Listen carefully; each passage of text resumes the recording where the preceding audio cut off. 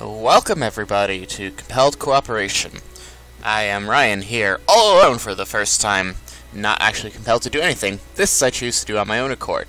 Today we will be playing Pillars of Eternity 2, Deadfire. The game launches today, that is May 8th, and we're just going to get right into it. We'll go Classic difficulty and Trial of Iron, because if you aren't playing an Iron Man mode game, you're probably not doing it right.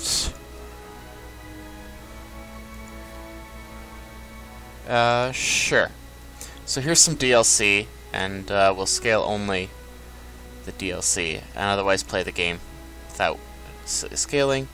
Yeah, let's only make things harder. Okay. So, I'm hoping that everything will just auto-import from Pillars of Eternity 1, but if not, let's take a look at this introductory video.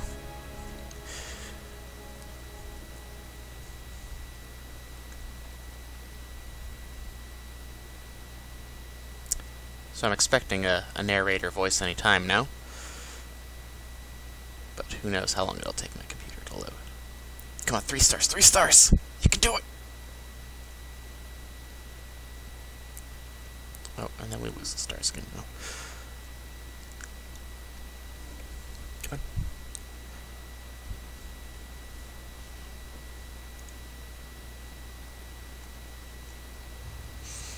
There we go. A world where mortals live, die, and are reborn through the turning of the wheel. The cycle of reincarnation watched over by the gods, and made possible through pillars of a mystical substance known as Audra.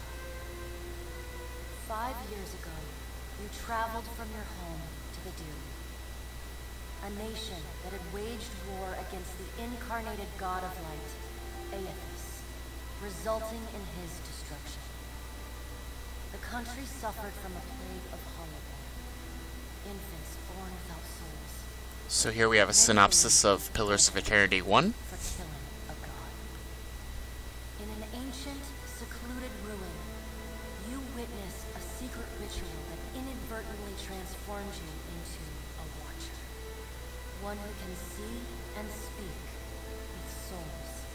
Talk to dead people. The ritual also Really useful gave power. you horrible visions. Waking nightmares of a past life that threatened your sanity.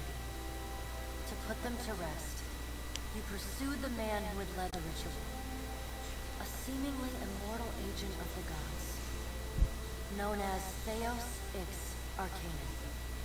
With divine assistance, you confronted and defeated Theos, ending your visions and resolving the Holoborn crisis.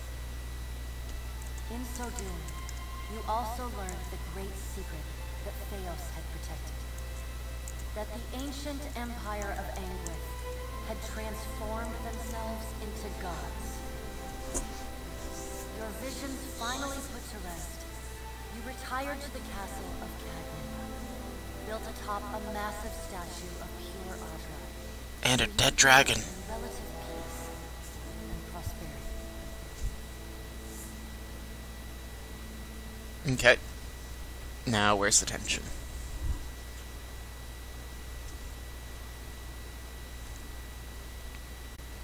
So, one of the selling points here is that this game is tending to be, piratey themed. Gonna leave all this land behind. But something got to gnaw at me. Thinking the spirits there weren't really at rest. Maybe the gods weren't finished with us.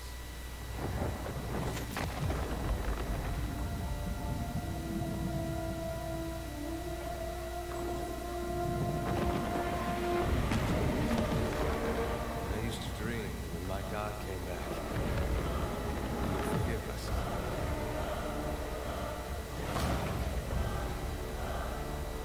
That's the trouble with dreams.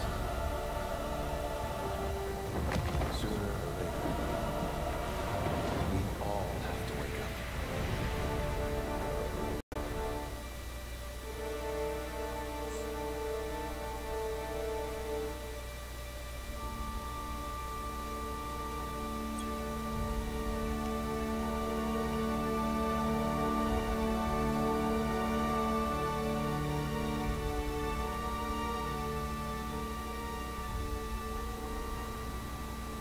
so you wake to a sleepless world, the in-between of life and death. Follow your memories. You have been here before. Ah, okay. So, now we're actually into the game, and I guess this is a precursor to, you know, loading up the backstory and choices we've made. So, welcome back for anyone that skipped the introduction video. We are now playing Pillars of Eternity and going through the introduction thing where we will restore our memories of what we did in the first game. A watcher sees souls, knows their pasts, and the souls see them back. Now, for those of you that might have noticed, Pillars of Eternity is being played as an isometric computer RPG here. Isometric being the kind of view where we've got this 2D background with 3D characters in it. And computer RPG in that all the dice rolls and stuff that you might have in your typical P&P RPGs are done by the computer behind the back, and the math can be complicated and interesting. Because everything is done at computer speed. Something created by people.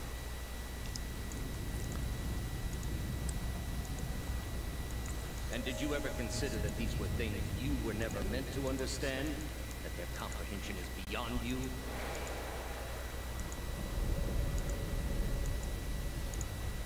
Okay. Let the world see. Let them decide what to do. Something interesting here. Giant rock glowing. The wheel has turned again. And it eats me. Come.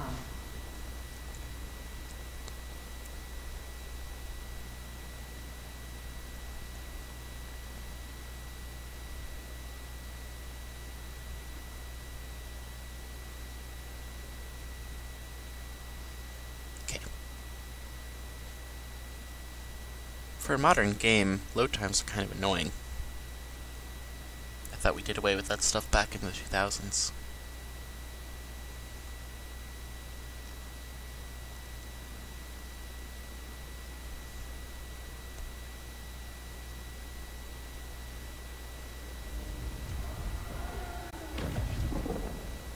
Here we have a better view of what I mean by isometric. Strange floating platform.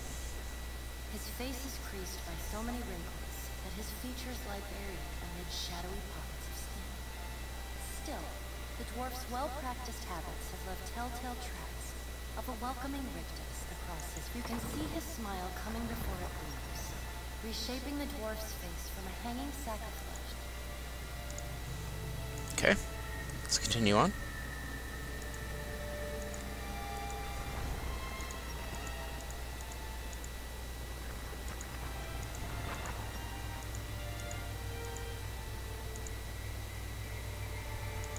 Spooky, scary people.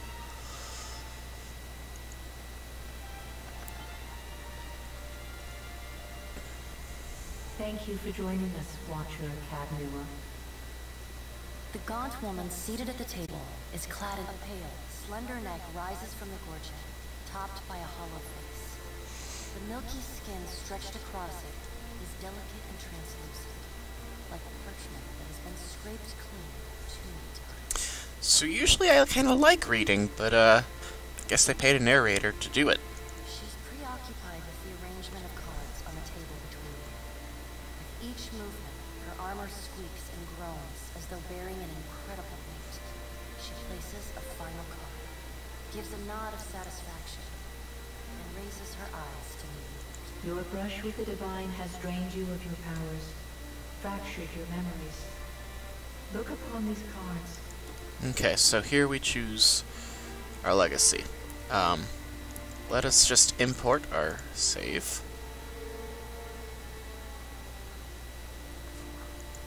That looks like about right. Sure. I don't actually know what I loaded, but we loaded it. One half anyway. She points a finger in the direction of the dwarf who led you here. The dwarf's rictus returns as he nods in the woman's direction. The gods offered you boons in exchange for resolving the Hollowborn crisis. What did you do with the souls?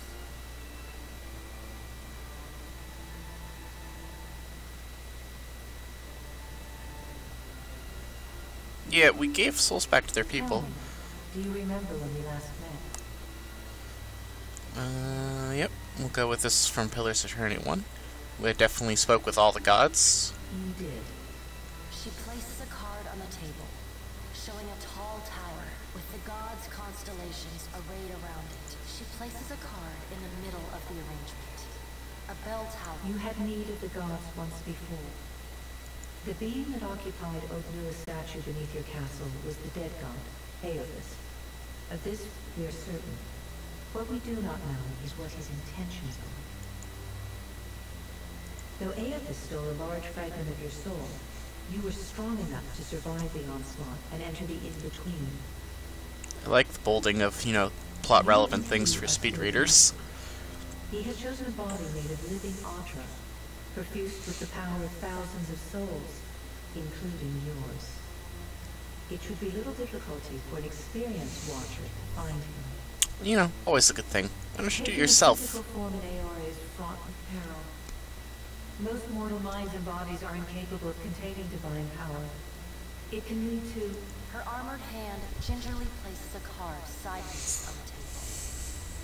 It features a man with a burst of light instead of a head.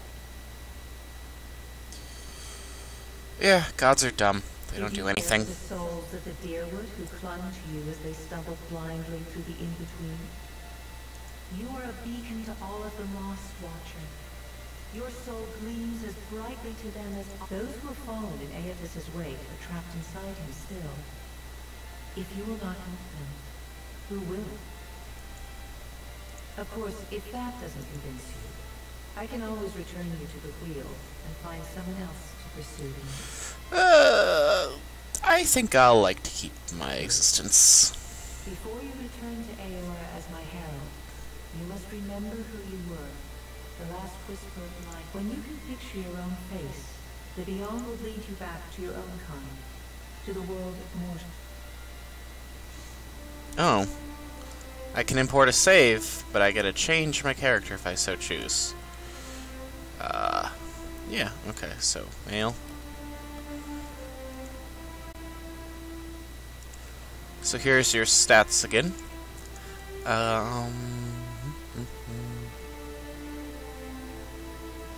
My gosh, that is the most feminine looking elf I've seen in recent times.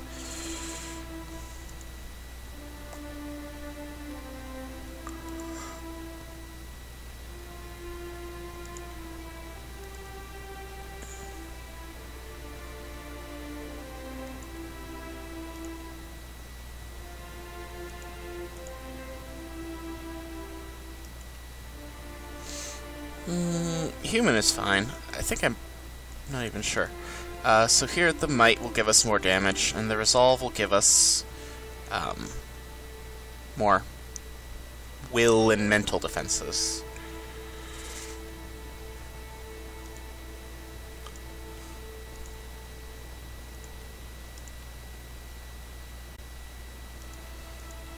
Humans all have basically the same stat.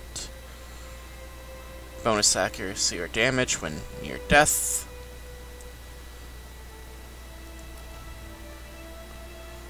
Oh, this is new.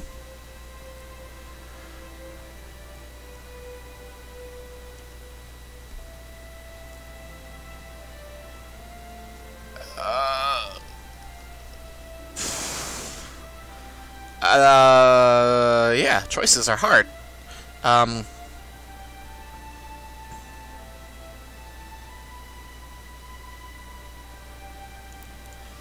Let's multi-class.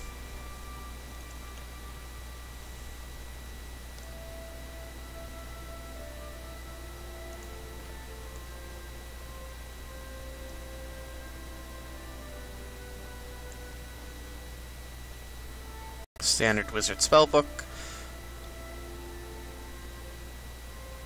Typical.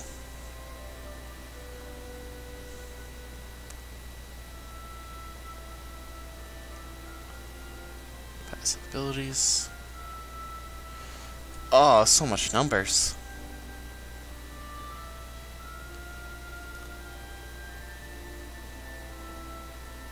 I don't know. I think I'll just single class. Well, let's also look at ciphers. Ciphers are kind of like the psychic.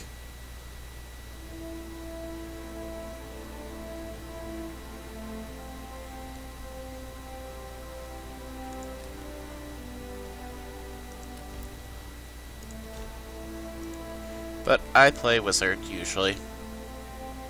Notice these have all doubled here. The ability tree is still the same. So much trick here. Conjurer.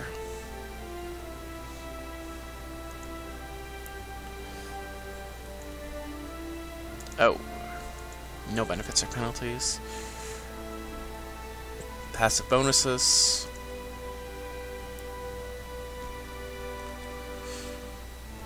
Clear out a dex penalty. Small chance to double cast all things that go boom.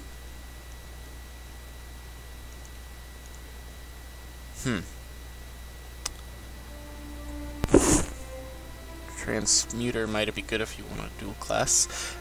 But, what do we lose? Transmutation, Conjuration. Never had much for those spells anyway.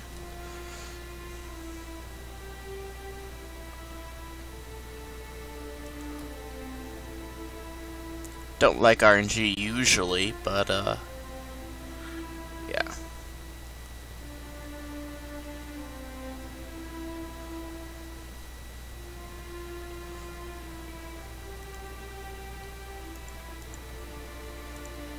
So this is a nice quick cast. This is a good AoE. They've removed one of my favorite, which I guess was Conjuration, the Ice Wall at leveler 1.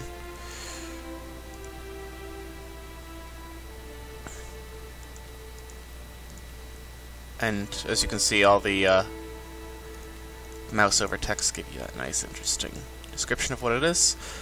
Crush or corrode, burn damage, fire damage, anywhere in the area of effect. 3-second cast time versus instant. Let's go with instant cast time. I don't like being caught off. Now here's where we choose your stats. So gold stars are highly recommended, silver stars kinda recommended. The rest are, you know, kinda useful. As in, wizards don't need health. But might is highly recommended. And why?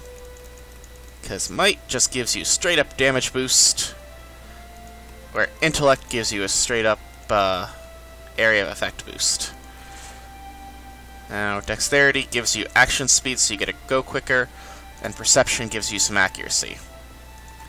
So I'm gonna put up some points into accuracy. Let me see. Accuracy. I just want to make sure this still affects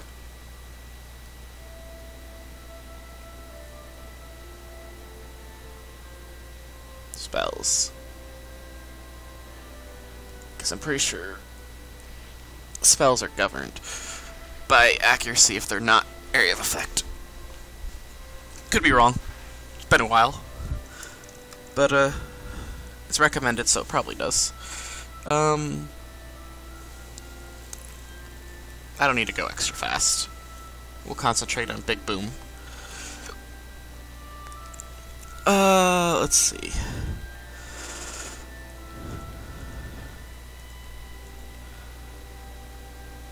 Why not just get +1 might? And I remember being a scientist. Everyone loves science, right?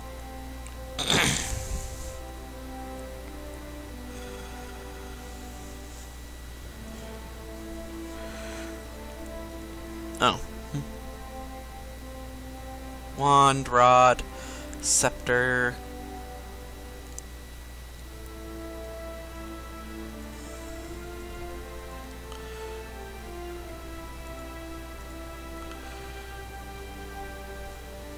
Yeah. We'll take the wand, because if we're not blasting someone with a spell, you know, we can do a little bit of that.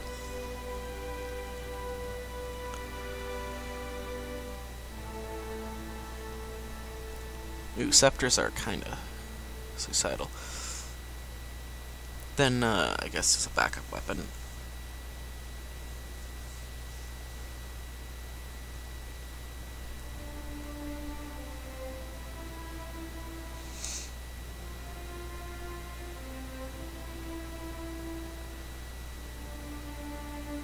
good old rapier, because that's me.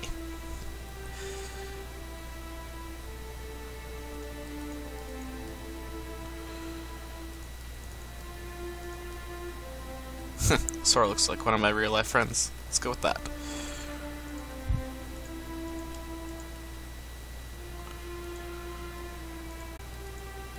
We're not going to bother too much with character creation, we're just going to hop into game.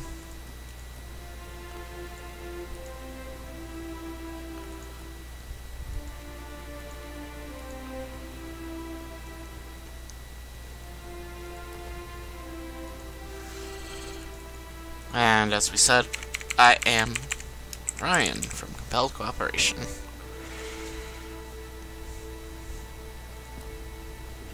Yeah, so that looks good. Go forth now, Watcher, as my herald. Know that I do not give you this title lightly. When the time comes, you will have the power to reveal the souls that cling to you. To open the gateway from the in-between to the waking world. Find Aegis. Learn it. With a quick gesture of her hand, you feel a sharp pain in what would be your chest. And now we wake up from Or dead. nods. Nope, gotta keep walking.